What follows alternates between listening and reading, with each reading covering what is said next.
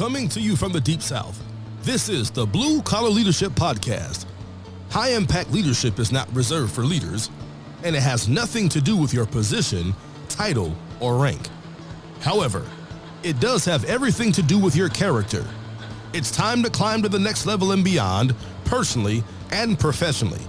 Now, let's start making it happen with your host, Max Story.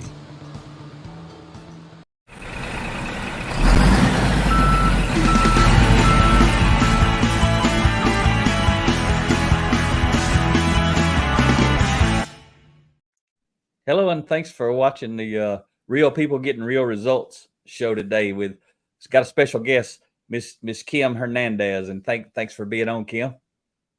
Thank you for having me. Yeah, and for the folks watching, just so you know, real quick, this is also goes out on my audio podcast, the Blue Collar Leadership Podcast. But Kym is one of those folks out there that's making it happen. I mean, I'm really privileged to have you on, Kym, and you're our first HR director. HR manager. I know your title's director, but we haven't had an HR manager, one in your role. So it'll be cool to get your perspective. And so how do we know each other? It goes back several years, I know. Yes, it does. So I work for a company called Element Designs, and I started here as a single HR department. I am actually still a one-person HR department. So when I started looking for different ways that I can help my frontline workers here, because we are a manufacturer, do some personal development. And I thought that was going to be really easy, that I was just going to Google something and it's going to come up and I have all these choices of all these things that I can get for them. I was really looking for something pretty simple, but I didn't want to throw a 500-page book at folks, right? Yeah. And I was very surprised because it was Blue Collar Leadership and Max Story that came up, and it was the only thing that came up.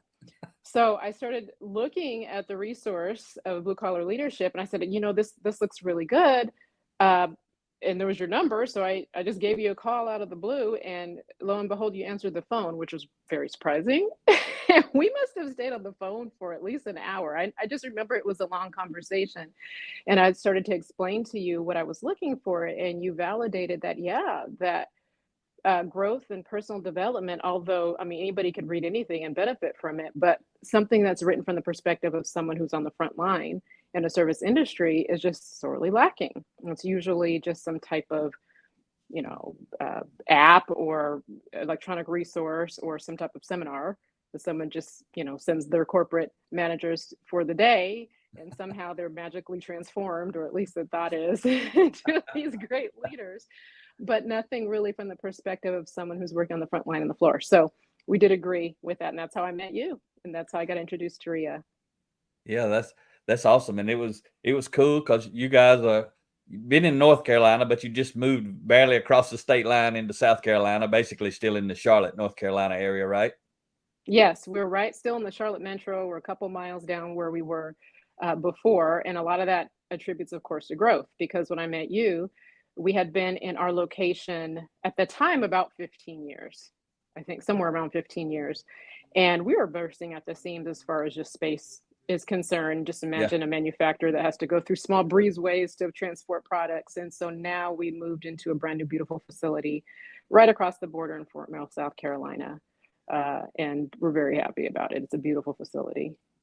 Yeah, that was awesome. We got to stop by and see you guys not too long ago. So that was 2018 yes, when we first started talking. So it's been 6 years, and we've been up a couple of times to talk to you and your team. And the first time, that was when we really met all of you, right? We come up and we talked. Y'all brought a couple of different groups into the break room, and we talked. You remember what that was like for you?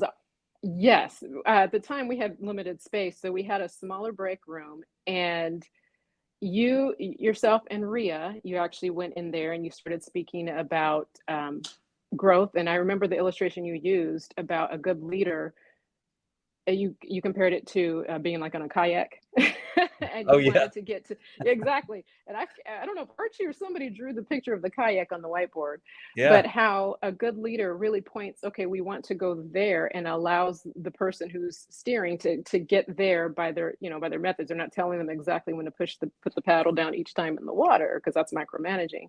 Yeah. But we had a captive audience that day, and everybody was really quiet. You can hear a pin drop because I think it resonated a lot. But yeah, you guys came in, we spoke about that. Hot and ready donuts. If you know, you know. Yeah, you remember it all. I do, because I was taking a lot of notes on that because, again, I mean, the reason why I called you initially is because it's just needed. It's needed to service people. And what I have found is, generally speaking, people who are in industries like ours, who are frontline team members, and a lot of times these are entry level positions, correct?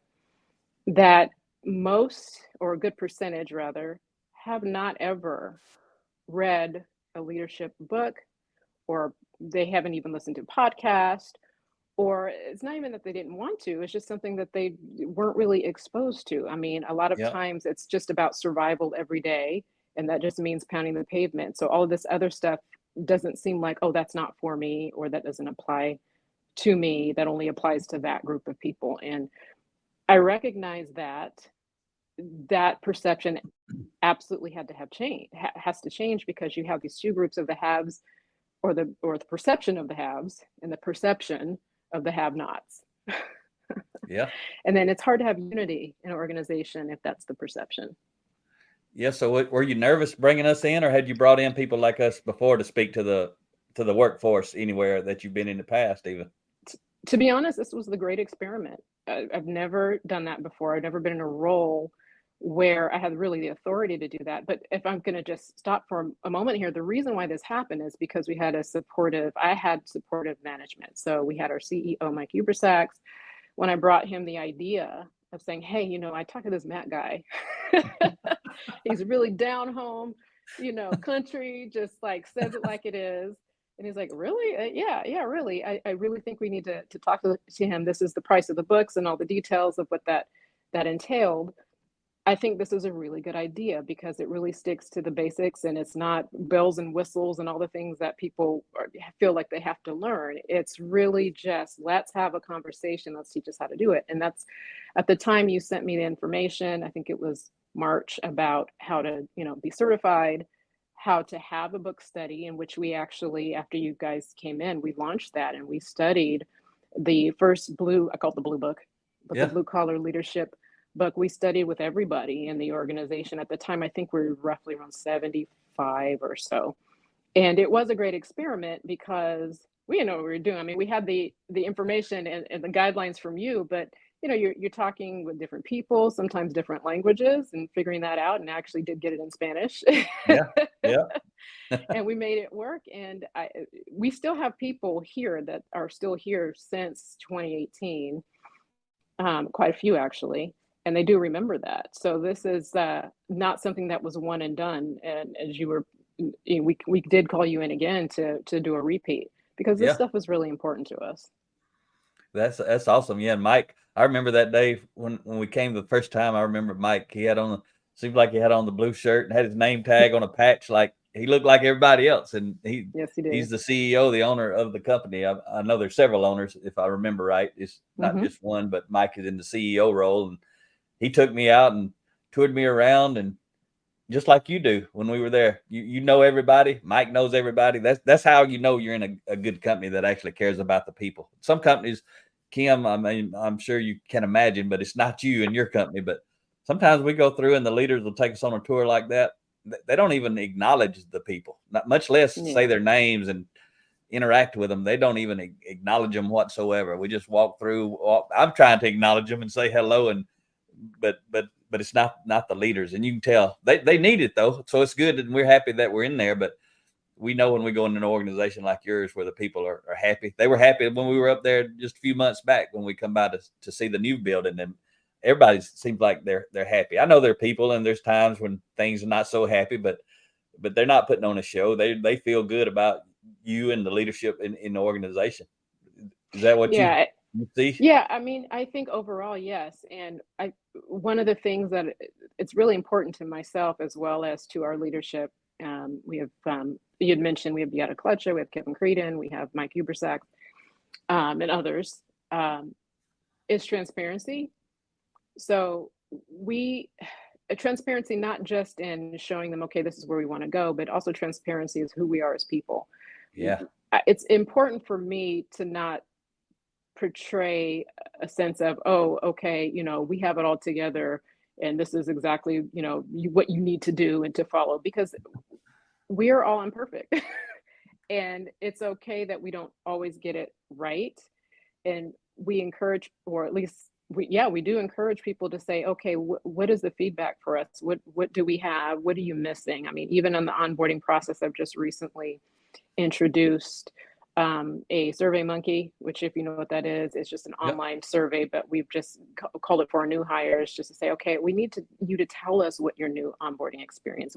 We tell you what we think it is, but it doesn't matter what we think it is. What do you think it is? Is the new hire experience, and the team members as well. What's your feedback on the new hire? That way, when we have that conversation, ideally in a couple of weeks after they start, we want to know what the first impression is.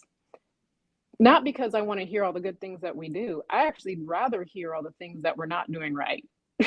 Yeah. Or at least what the perception is, even if we're doing it right. I want to hear the perception of that team member, because I want to get that written down. It doesn't mean that we have necessarily the capacity to fix it tomorrow, but at least the awareness would be helpful, because if we can't fix something right away, it just goes such a long way to go back out, in particular, like the production floor, and say, hey, I hear you. We can't fix it tomorrow or right away, but I heard what you're saying, and we're going to do the best that, to keep that in mind. And this is how we're going to do it.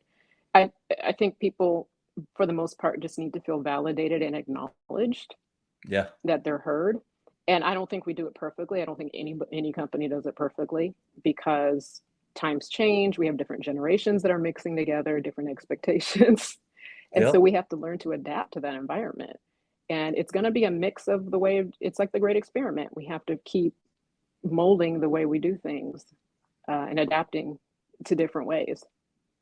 Yeah, that's outstanding what you guys are doing. And you talked about Mike and Kevin. I'm gonna see if I can get them to come on here. I'd like to see their perspective and everything too, because Kevin's the VP of sales, Mike is the CEO owner again. So be neat to see their perspective of what you guys are doing. And one thing I ask a lot of people like you that we get on, the leaders, because I get people all over this country. I hear them all the time saying, but blue collar people don't want to read books. So I know you bought a lot of books. You just bought a lot more. You ordered like 20 or 30 just the last week or so again. So you're not throwing these things in the garbage. I assume somebody's reading them. So what's your perspective on blue collar people don't want to read books and don't want to learn and grow like this? That is an absolute falsehood. I think people would make assumptions. Now, there are some people that prefer not to read just because of whatever personal filter. Maybe they're just not good readers or whatever. Yep. But it doesn't mean that they don't like to learn. So there's just different ways that you can promote it, and which is why I felt it was so important to have something in a simplified format. I don't need necessarily introduce people that the first chapter is all this philosophical, jargon about the brain and everything. I find it fascinating, but for the average person, that's just not very interesting. So we need to really talk about, to the core of what's in people's hearts, the principles. And the way this book, and which is why I was really embraced it, really took just 5 minutes to 10 minutes, depending on the person's reading skill, to really go over what the principle is, and then see how it applies in a situation that they can relate to, so it can sink in a little bit. What we do now, we have these welcome packs that we're giving to new hires. It's nothing, just little diddly doos and whatever, pins, but I do include the book. Oh, outstanding. The Frontlines book. The Frontline book, which it's an experiment too, because obviously I don't want it wasted. But typically, the way we've been doing it is I do bring people in before they're ever hired, and while they're waiting to speak with a few different people that we need them to speak to get feedback, while they're waiting, I say, hey, I want to show you something. Let me show you this book. While you're waiting to have your turn to speak, I want you to look at this, because this really tells a story of where our company wants to go as far as or introduces as far as self-improvement for people. This is the standard. And I want you to take a look at it. What do you think about it? And you'd be surprised. The first thing usually is like, can I have this? Is this mine? Oh, I'm definitely going to read this. Now, it could be buttering me up a little bit too, but for the most part, I think it's sincere. I actually had a team member but asked, hey, they call me Miss Kym for whatever reason. I guess I look old, but They respect you. That's why they respect you. They like you. They appreciate you. I said, Miss Kym, I feel Southern. You don't look old. So, You look about 20. oh, well, well, definitely not, but hey, I will definitely take that. So I said, yeah. They said, can I talk to you a little bit about? I need to get your suggestion, but it's absolutely nothing to do with work. It had to do with personal development. That doesn't have anything to do with me necessarily, but it just shows that we have a lot of people who want growth, and if given the attention, or at least a little bit of attention and acknowledgement, you plant a seed, even if it doesn't germinate right then, it's gonna still be in that soil. Yeah. So if you water it a little bit, the likelihood of it actually having growth is very high. Now, some people grow really fast, some people, it's very slow, but it's still growth. Yeah. So this is why, as a company, although we don't do it perfectly and we're still working on our consistencies like every company would, it has never been a thought of, oh, you know what, we don't need to do that anymore. It's You're just gonna a do given. something. We're doing it. We're going to do something. There you go. That's right. That's what you can't ever stop. It's not one of those things that it's like eating. You can't stop eating. Mm-hmm. You got to keep eating to stay alive, and you got to keep growing and developing people to Exactly. keep your momentum going. You either growing or slowing is what I tell people. There's no holding steady in this space. It's interesting. We did, as mentioned, go through the whole book study, and then for those who were in a lead or leadership position, we did a separate one, having them all in a room that I did with the Green Book for blue Yeah, collar the leadership blue and collar leadership and supervision. supervision. Yep. And supervision, right. So we were in the room and started talking about it from that perspective. And I'm telling you, I'm going to be transparent with it. I was quite surprised, not at just the fact that we were having the conversations, but a lot of I don't want to call it negative, but a lot of the feelings came out of how they really felt about things, about, well, are you sure this works? But I don't see this in my personal life. I don't know if this is going to work because that's not what I see modeled. We were able to get all those things on the table. Sometimes it got a little bit intense, and so I had to Yeah. be a moderator, but it's better to have the conversation than to not and try to avoid the conversation, because Yeah. even later on, we did have someone who left that called me specifically and said, I just want to tell you, this is after a few years, I finally understanding what you were trying to say, which was basically what the book was saying. I'm like, well, that was really humble for you to acknowledge that. Thank you. Yeah. And I hope you can take it forward. Yeah. And that's rewarding for you. So since you're Right. talking about that real quick, tell me and all the folks who are watching or listening, who is Kym? How did you get on this journey? I know your personal growth and development journey started long before me, but anything you want to share about yourself, your personal journey, your professional journey, let's talk about that. Oh, sure. Well, I am a complicated person. Ask my husband.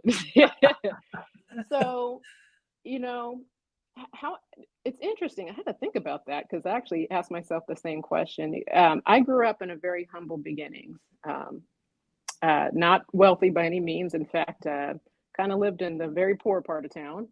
So we did not have much materially, but what the foundation that I did have, and I'm very thankful for, I had two loving parents that had a very moral foundation when it came to principles, which is what we always talk about. It's principles, right? Not rules, Yep. Principles. Absolutely. Yep. Exactly. And principles and boundaries. So one thing that they really tried to say is like, you know what, if you put your mind to something, you really want something, you just have to be consistent and go get it. Don't let anybody tell you that you can't do something, right? I appreciate that. Did they do it perfectly? Of course not. Just like I don't do it perfectly with my own kids. But that foundation was so important because it really did encourage reading. It encouraged developmental skills where you're developing reasoning skills. Yeah. So the main thing was they had mentioned always ask the question, why do I believe this? Why does this matter? So as I got a little older, I gravitated more towards just personal development. At first, it was a little imbalanced because it was like, I have to do it all the way. Why do you have to do it? I don't know. I just have to. And it could be things I wasn't even interested in, which is, not exactly the idea, but it did at least exercise that muscle of wanting to do the best that I could, and no matter what I was doing, which is not a bad quality. It's a good quality. You just have to make sure you're using it in a purposeful way, right? Yep. So I had to learn purpose. The other thing is, when I got a little bit older, because I had that foundation, I started thinking, okay, I do read, and I like to listen to things, and especially now we have the technology podcast. Then it's easy to get sucked into a little bit of a hole of, oh, I'm hearing all these people telling me how wonderful this new way of thinking is, or if I just follow these steps, then I would be on my path to being very successful. And then I started asking, well then why don't I feel that way? I'm following these things. Why don't I exactly feel that way? And then it got me thinking, first you have to get to know why you're the way you are first, or at least concurrently, so you can understand where you come from a developmental side. And then you can look at all these wonderful tools that you're given as far as, you should do things this way, or how to organize your life. And you can see them through the filters of where you came from. Does that make any sense? Yeah. In that way, you can apply them in a better way. So as far as personal growth, it turned a little bit to looking at, let me just look at what baggage I bring to the world and why. What is my baggage? We all have some, don't we? We've got them. We've all got them. You could have the best upbringing. You can have the most, traumatic upbringing. We still all have baggage, Absolutely. So if we can start unpacking why we're the way we are, I found out for myself, and this was really one of the things I think that catapulted, was I started realizing that a lot of the reason why I did the things I did is because I had a mindset of scarcity and I didn't even know it. Yeah. Does that make sense? Okay. Yep. So meaning that it just wasn't enough. I had to keep going, pushing. And for the most part, I think our culture teaches us that that's a good thing, because we want to be ambitious to a degree, and we want to not be stagnant, but it doesn't usually encourage mindfulness of where we are. And if we're going to bring it full circle, because I started discovering that, and discovering, okay, I'm addressing these issues that I have, because we all got them, emotional issues. Why do I respond the way I do? And this is not something that you just find out and that's it in your story. It's something you continuously have to do, right? It's a lot of work. I started becoming aware of, okay, this is why the way I am, and I asked my husband, why am I the way I am? Let me take a look at that a little bit. When I started doing that, it was really helpful, because I started to see in other people mirroring some things that I would see in myself. So you can probably see why this passion of blue collar leadership, why I was passionate about that for the people that I work with, because I could see the difference that it makes in my personal life, mindfulness and being aware. And when I see those same pattern behaviors that I recognize, instead of labeling it as, oh, they're just this, or they're just lazy, or they don't want to work, or all these negative things, everybody has a story. Yep. And it's true. We should be giving ourselves grace, not excuses. There's a difference. So I would like to give people grace, but not excuses.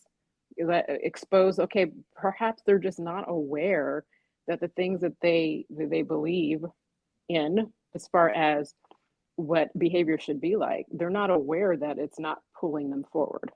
Yeah. So if I'm not going to do it, I don't know who else is doing it, or just give it a chance and let people decide, because you never know. Again, it may not be while they're working here but it might be somewhere down the line that things start to make sense. So as long as the seed is planted and it's watered, I think that's good.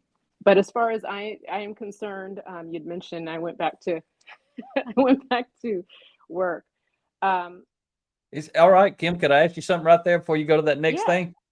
So, because one thing I really love about you is, again, we meet a lot of HR folks. We meet all kind of people, right, all across the country, and you already know what I'm about to say, but I want you to talk to it to people who are listening, maybe they're in an HR role, or maybe they just aspiring to be, but they're not already. But we see a lot of HR folks who are in the role, but they don't really focus on developing the people. I think they should, because that's, to me, that's what HR should, is all about, the people. But we see most of them that we see, and they're not bad people. They're just not expected to develop the people. Most of them are, it's about the management side of it, all the people processes, the legal stuff, the health stuff, the just interacting with the people. So you just shared what makes you unique in that role, because same thing that makes me unique.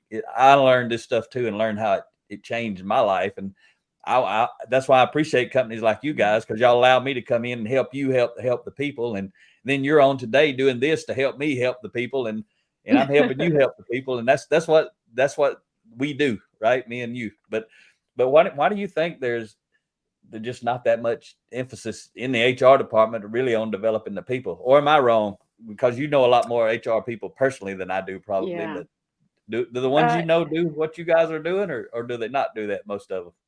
Well, I would probably guess that it kind of depends on the role that they have. If they're in a bigger organization, you have more of the bureaucracy. Probably don't step under my toes or step out of your box. That could probably, I don't know for sure, but that could probably have. But in reality, I think what happens is people are just tired. And like a lot of positions, if they're not really loving what they're doing, but they're in there for a paycheck, which is a lot of people. In every role. Yes, in every role, even in leadership roles and whatever. Sometimes it's, let me just get enough to get the job done so I can stay afloat. I've got all my issues at home. I've got all my bricks in my backpack, so to speak, that I have to carry around. Yeah. I don't know if it's necessarily intentional, where it's like, oh, I just don't want to develop people. I think a lot of it has to do with not knowing how. And then you put yourself in a very vulnerable position when you do make a decision to develop people. Because in order for people to want to be developed, you have to have a level of vulnerability with them yourself. Because when you have a level of vulnerability, you're saying, hey, I want to share something with you that's helped me, therefore declaring I have a weakness. Yeah. A lot of people are very uncomfortable with that, because in general, unless that's just your personality, vulnerability is not comfortable. I think people would rather, and a lot of times this does happen, which is why sometimes leadership development becomes this type of soapbox where I'm up here declaring what everybody else should do and how I have a perfect method. You should follow me, and everybody's applauding or whatever, but that's not really what it is. It's most of it is just by example, and by someone actually revealing, okay, I have weaknesses too. I'm just like you.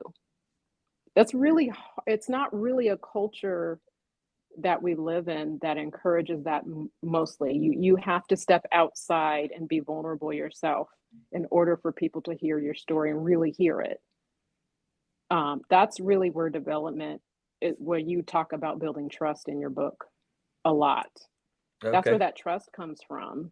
It does come from, part of it could be about your position, because people tend to trust people in higher positions. So maybe, depends. But it also comes with kind of a feeling, are you trustworthy? And do you see me? Yeah. So that takes effort. And I think that's why it's a harder thing to do. Do you think it becomes, Go ahead. No, I said it becomes, in my opinion, I think what happens in a lot of organizations, it becomes more just a process to say that you're doing it. Like, see, this is what we've done. We've given a card on the birthday, or we've done this and that. I'm not saying that organizations should not do those things, but if that's what it is, that's not development. Yeah. So do you see those management duties that you have, all the stuff that every HR director or HR manager has to do, what's usually is normally the job?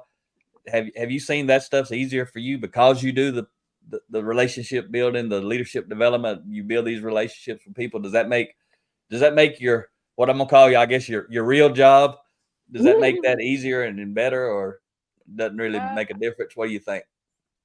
I would say it's neutral, only because those are the boring details of the job, all the legal compliance and all the things that you have to pull and push. Naturally, I am an enabler in a good way, not the bad way. Yeah. Like, that's where my strengths lie. So it's not my favorite part of the job anyway, the administrative side, but I'm good at it. So I don't know if you know Patrick Lucioni with his 6 working. Okay, so I'm referring to a survey that I took, talking about where you work best in. But in another way, it does make it easier in the sense that I feel much happier when I feel like I've connected with people. And that way it helps me to do the things in my job that aren't my favorite, but necessary nonetheless. So it helps you.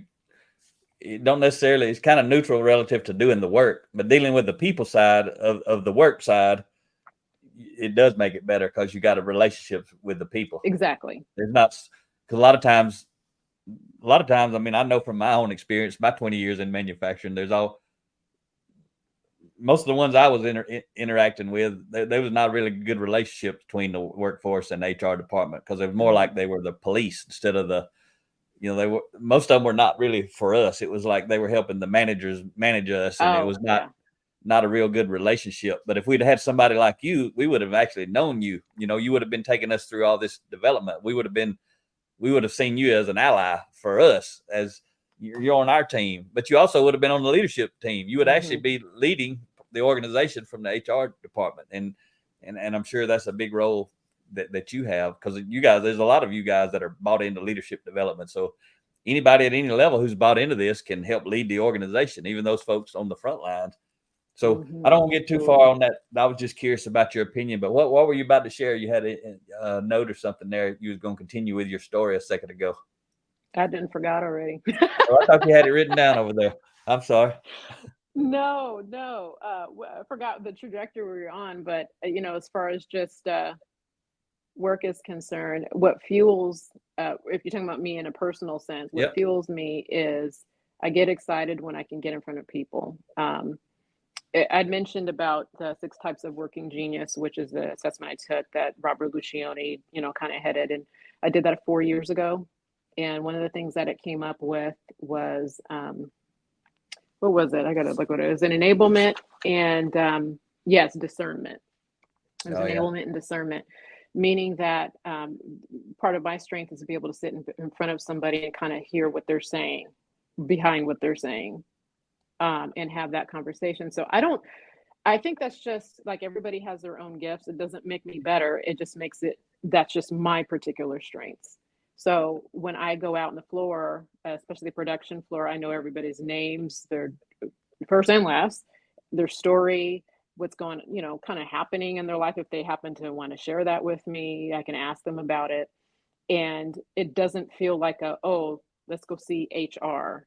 It's like, let's go see Miss Kym. Now, I do understand that in a larger organization, you're going to lose that a bit, but I think the principle should still be there, where people feel like they can have some type of connection, or at least be heard and validated, even if the answer to them is no, we can't do what you're requesting at the moment or yet, but we still want to hear you.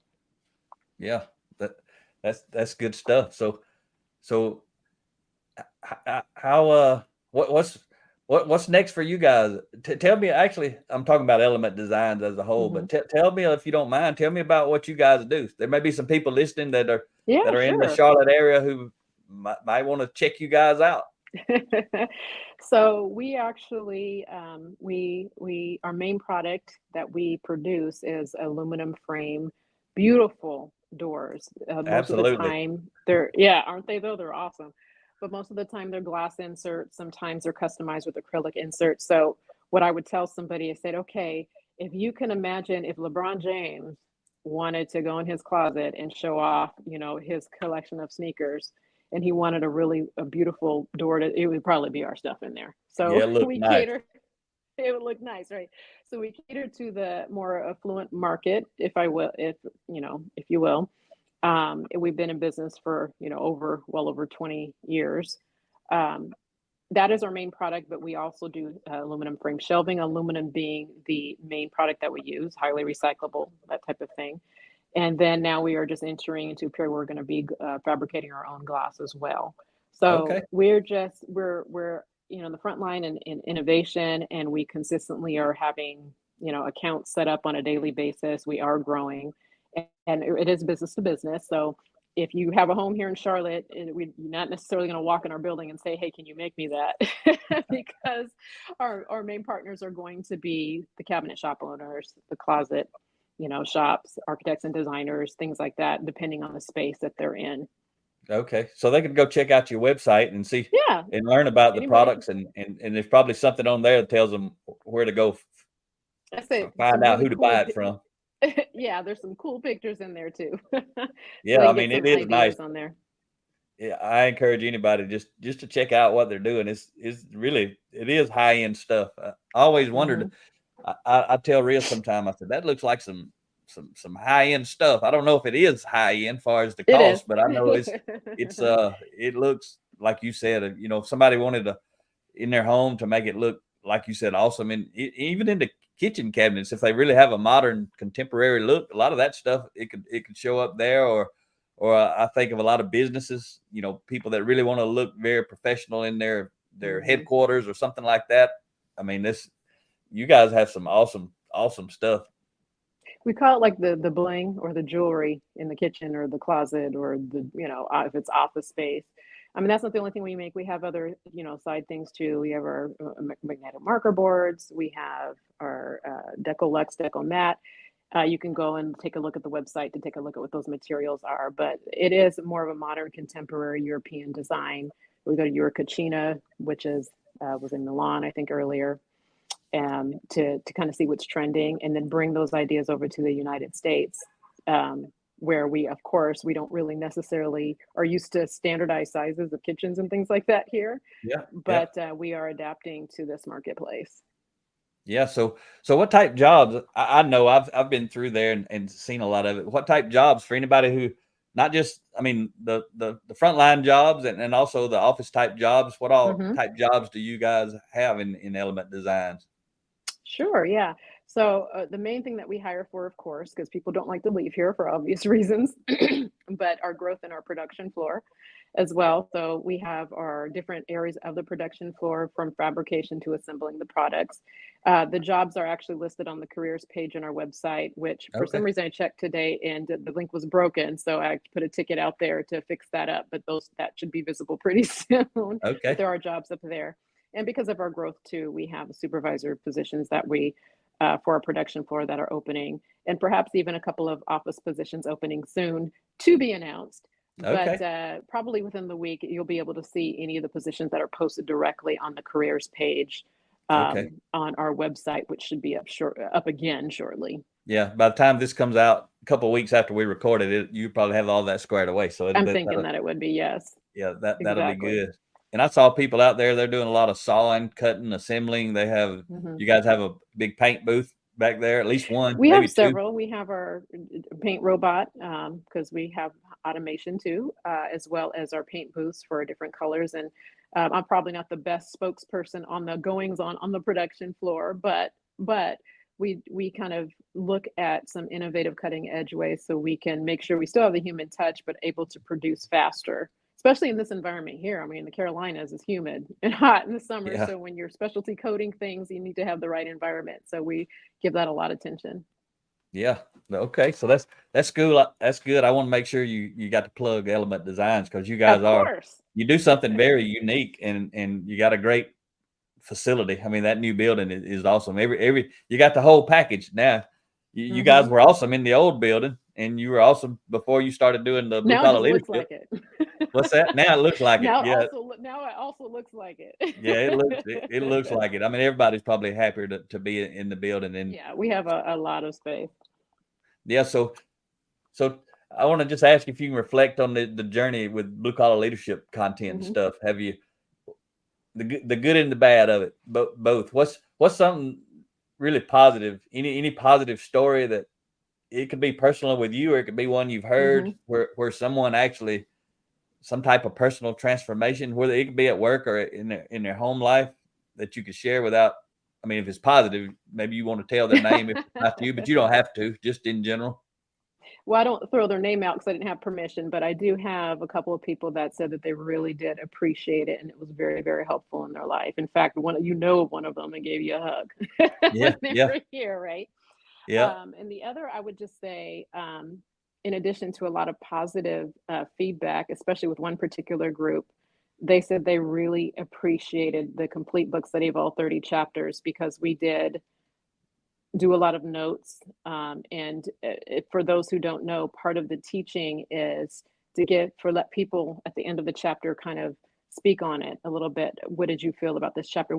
Two questions. Where do you think you do well on, and what do you think you can work on? Where do you think the company could work on? But it's really more about them because it's about looking in the mirror. And I think that really did help with people being able to speak up about things, especially where culturally they felt that they couldn't, not our culture, but their own personal culture. Yep. So that was good. But I will say for me personally, this has helped a lot because even though I was already used to personal development, just learning how to teach it in a way that didn't overcomplicate it and just brought it back down to its fundamentals and being able to have the guideline exactly how to do that. Because clearly, I'm very wordy and I'm working on it.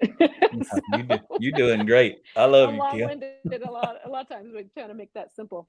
But I did want to say, for those who don't know, I do have 3 children. They're all older. My last one is about to be an adult this year, right? So we have incorporated leadership development in my own life. Usually it's Wednesday nights, but they have jobs. So sometimes it's hard to coordinate, but at least it's weekly. Sometimes that changes. Where we sit back and we talk about leadership development in the context of what it means to them.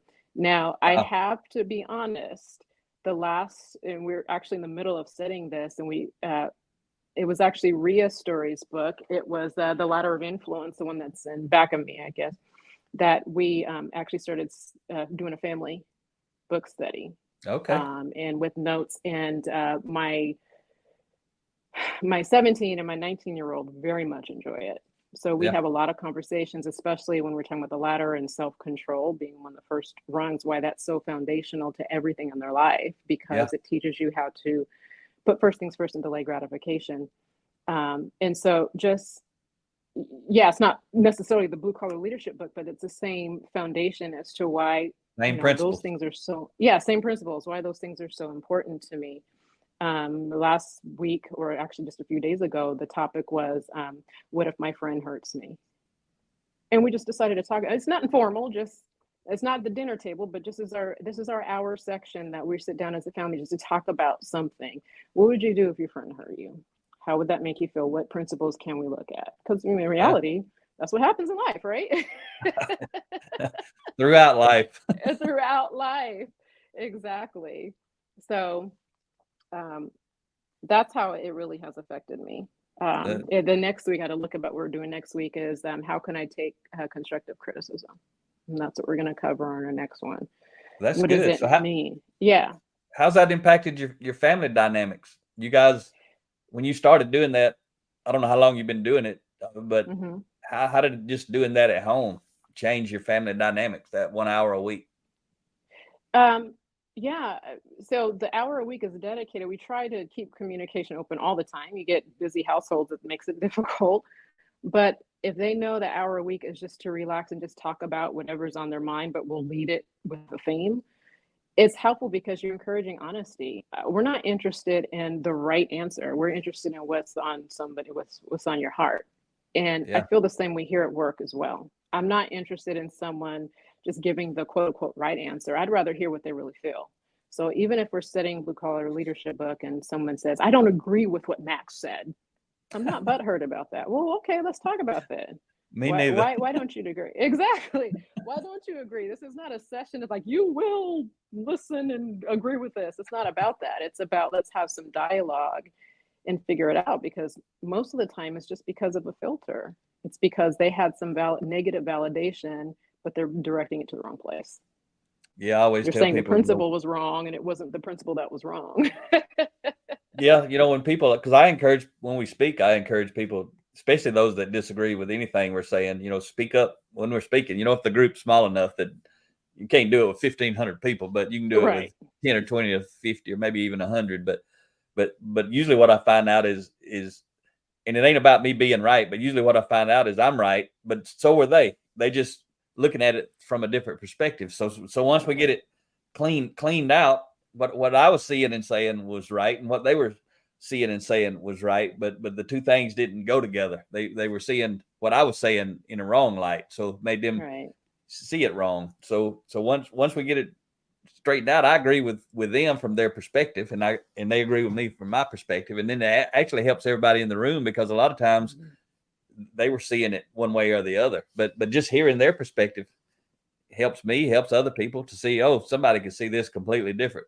And because a lot of times we can only think about how we see something from our own perspective. So that's good stuff, Kym. So yeah, I think, go ahead. I'm sorry. No, you go ahead. No, I said that I think the bottom line is respect. Obviously, nobody's perfect.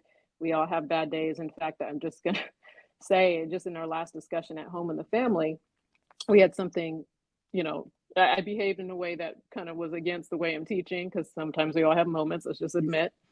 But I brought it up, and I said, did you guys remember when I said this yesterday? And they just laughed. Yes. They didn't miss it, did they? They never miss anything. They did. Your kids do not miss anything. So we just talked about it. I said, what do you think was the reason why that happened? And I'd said, this is from my perspective why that happened. It had nothing to do with the thing that I said I was upset about, because it had nothing to do with that. It was something else. And I said, when you get into relationships, and you've seen that with your mom, who clearly has read a lot, you have to give yourself grace, but no excuses. So if you feel like you're stuck, or you should know better, or this, you should know better than this. Okay, you should, and you do, but you had a moment. You have to come back and reconcile that, and not just verbally apologize, but just, if you happen to impact somebody else, let them know. Say, you know what, I when I did this or said this or whatever yesterday, I realized that wasn't kind, or whatever. That's a hard thing to do, because that's not encouraged. Humility is not encouraged. It's more like, well, if I'm just quiet about it, they'll know. They'll know I'm sorry. Well, not necessarily. That's not how to build trust, and that's not teaching. So, one thing with my family is we try to do. I want them to know that if you're having a bad day, it's okay. And if you really mess up, okay, just pause and come back to it.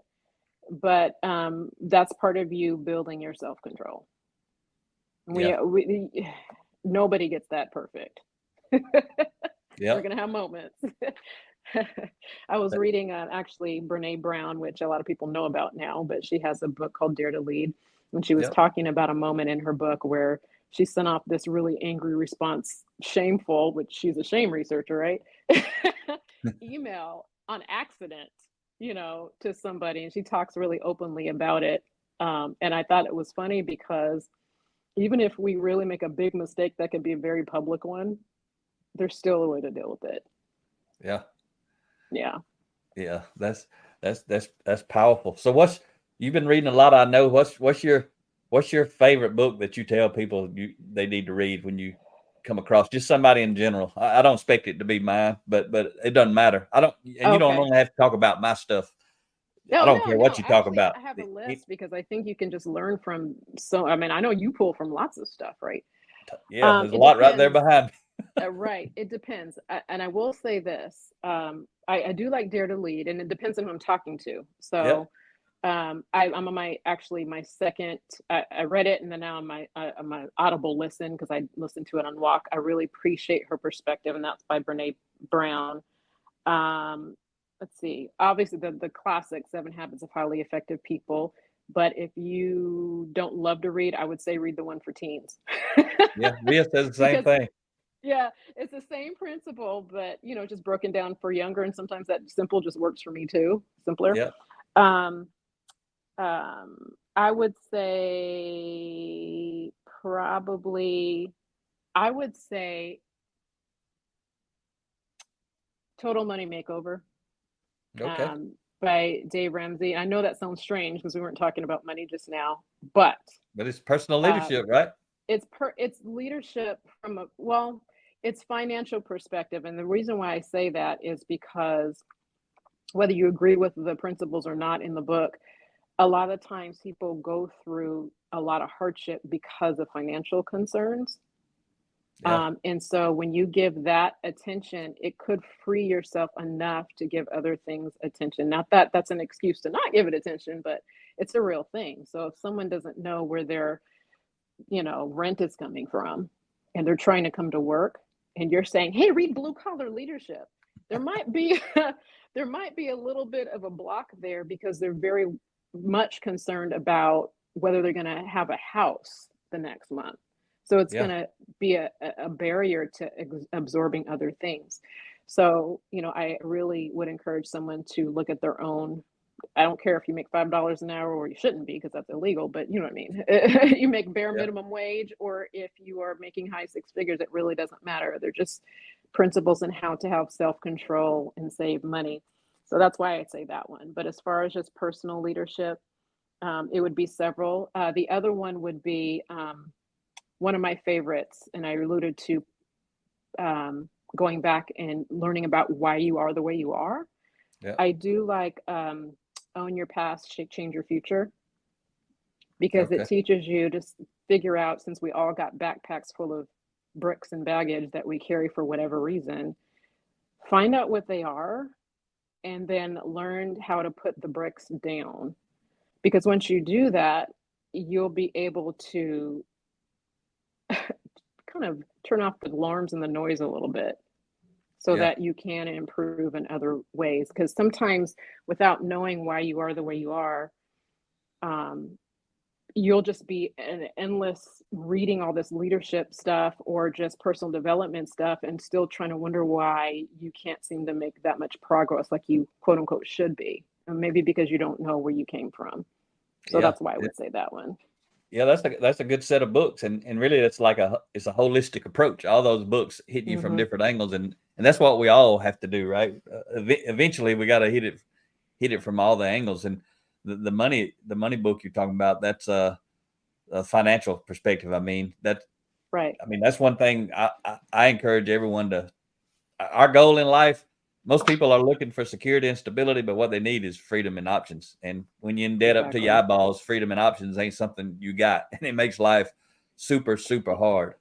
It makes your decisions different. And where you could have been on a path where you're so paralyzed by fear for something else. So that's why I was saying whether you agree with everything is not the point. It's to bring awareness to Absolutely. the way things are set up so that you don't make decisions based on what someone else thinks you are. You're making educated decisions, and that should not be relegated to just a few, you know, people who might be savvy in those areas. It's for everybody because they Yeah. don't teach that in school. I'm not getting political here or anything like that. I'm just being Yeah. factual. Yeah. Might get degrees, but nobody taught you how to balance your check register. Not, not anymore. They don't.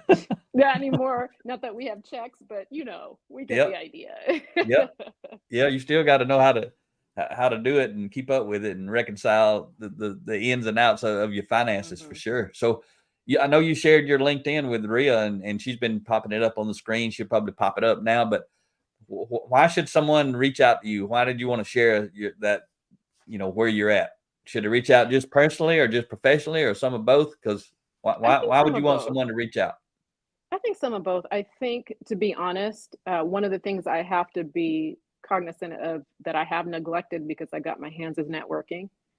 Uh, I should say well, maybe networking. I don't really love the word, but you know what I mean. Yep. Yeah. Making connections. That's better. Yeah. There So you go. making connections. I think it's important for me personally, but also professionally, because I need to be exposed what other people are doing because that will trigger maybe some ideas. So I would definitely encourage, if you hear this and you want to make a connection for whatever reason, go ahead and, message me on the LinkedIn. And I will make a cognitive effort, a cognizant effort to touch base with you and see what Okay. you're doing, and maybe I can learn something. Well, we really appreciate you participating and being a part of the Real People Getting Real Results, because you getting real results. I mean, most people are not doing it. And yes, life is hard. And if I always tell people, if your life's good right now, just hang on, keep living, because there's a tsunami coming for you if you just keep living long enough. That's the way life is, right? We figure that out as we get older. We have to enjoy those calm times because something else is coming. That's just life. So anything you want to share that you didn't share, or that I didn't ask you that you actually want to talk about? First of all, thank you for having me. I appreciate you guys as not just, somebody I met in business, but as friends as well. It's very helpful in our journey. We are keep on keeping on. So we look forward to speaking with you again to see what our newest effort is. I know there's some talk about redoing, which we will, not just talk, our whole nother book study. And I'll let Kevin later perhaps talk to you a little bit about that. But never stop asking questions. I would say that. Just don't stop asking questions. And I always look to self-improve. Yes. People don't give that enough credit. I mean, especially people who don't know, or just like a lot of people hear self-help and they think that means they're weak or something's wrong with them or something. But a lot of people just don't have that awareness. So again, thank you, because you're introducing people to that growth. Oh, and one more thing, I think, just last thing is try to, if you're going to have a succession plan, whether in your personal and where you work, take the attitude that you want to share what you know, and try to be around people that are smarter than you, that you think are smarter than you, that you can learn from. It's not a threat, it's a gift. Yeah. It's definitely a gift, because one, not only can you learn from them, but two, you bring a lot of value to your organization when you put down your own ego and you try to bring somebody in and let them shine. Yep. How often, Kym, you just made me think of something I want to ask you, if you don't mind. You got a few more minutes? No, yeah, sure. So how often, I assume you see lots of applications and resumes. You do a lot of the hiring. Probably other people do too, but you're really involved with it, I assume. Mostly, yes. And so how often do you see people, because I encourage people who read leadership development books and personal growth books. I actually got a podcast. Anybody listening to this episode 26 on my Blue Collar Leadership podcast, but I encourage people to include like not just a resume or not just what you're asking for, but if I was doing it, I'd have a list of my top 10 or top 15 books, when I read them, what they were. Do you ever see anybody that actually does that? Because what I try to tell people is, if you do that, you're going to stand out to somebody like you. Somebody did that for you, you're probably going to talk to those people. No matter what, you probably would talk to them. I'm just asking. I ain't trying to put words in your mouth. Don't see that much. And if I can't even remember, if I'm going to be honest, the last time I saw that. For whatever reason, we've got stuck in the culture that we're so concerned about the format being exactly right that it just looks like everybody else. I would much rather see someone transparent about, like, this is what I would like. These are the last books that I've read. I know, I keep a track of what I've read, but no, I don't see that. So I would really encourage people, if it's true, don't lie. Yeah. But if it's true, show a little bit more of your personality and your true self, when you're putting something out there, and keep it simple. I'm not really interested, and probably most HR managers or directors I know aren't interested in all the technical terms unless it's required. Yeah. Because just say in simple terms what you do and why you like it, what you do, and what impact that you've made. That stands out so much better. Okay. Well, that's some good advice and good tips. I appreciate that.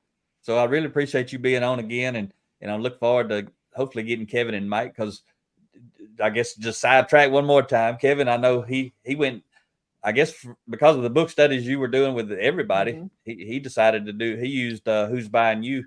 Yes, Till you sell yourself, you won't sell much. He facilitated a book study with the national sales team spread out across the country, and I got on and participated with them. So that was pretty cool. And he told me recently they're starting another book. And so they're continuing on. So you guys have got a lot of stuff going on, because a lot of companies, the sales team gets left out.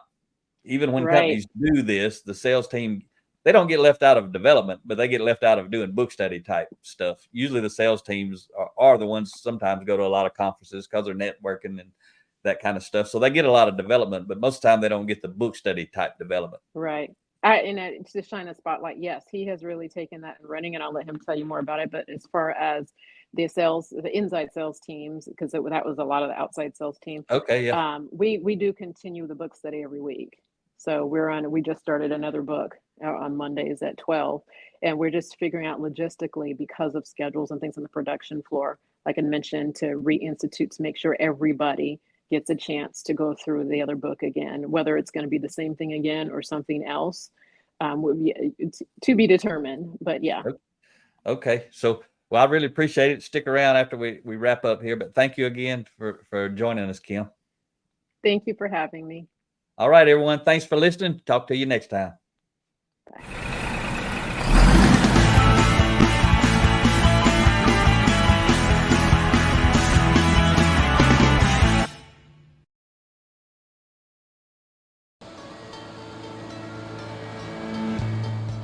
Make it happen, or someone else will.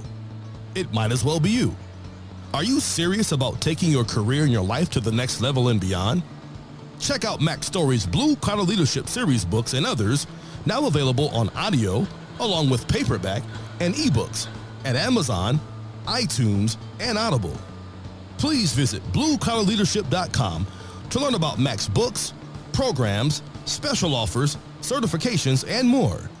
Thank you for listening to the Blue Collar Leadership Podcast.